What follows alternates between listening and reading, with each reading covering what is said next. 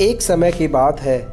एक डाकू था जिसका नाम था रत्नाकर। उसे एक भीलनी ने पाला था। लोगों को लूट लूट कर ही वह अपना घर का खर्च चलाता था। शादी भी हो चुकी थी और बच्चे भी थे। एक दिन रत्नाकर जंगल से गुजर रहा था। उसने कुछ साधुओं को देखा। उसे लगा क्यों ना आज इन्हें ही लूट लिया जाए। वो साधुओं के पास पहुंचा।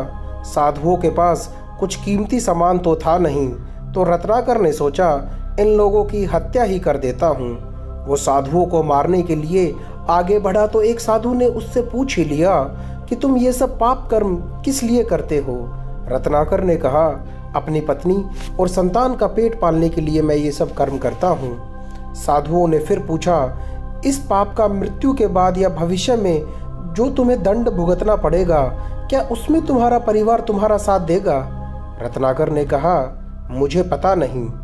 तो साधु ने कहा, जाओ पहले अपनी पत्नी और अपनी संतान से ये तो पूछ कर आओ कि जिनके पालन पोषण के लिए तुम इतने पाप कर रहे हो, वो उन पापों की सजा में तुम्हारे भागीदार भी बनेंगे या नहीं। रत्नाकर ने कुछ विचार किया और फिर परिवार से पूछने के लिए चल पड़ा। उसने घर पहुंचकर अपनी पत्नी और अपने बच्चों से पूछा, जो पाप किए हैं उसमें वो भागीदार बनेंगे कि नहीं। पत्नी और बच्चों ने साफ इनकार कर दिया।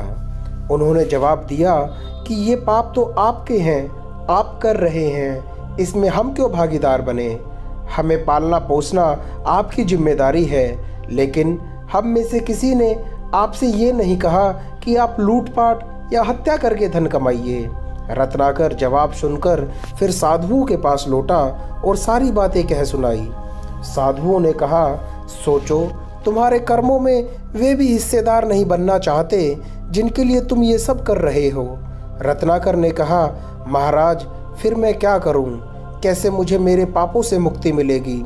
साधुओं ने रत्नाकर को राम नाम दिया और कहा, इसका दिन भर जाप करो, इससे पाप मिट जाएंगे।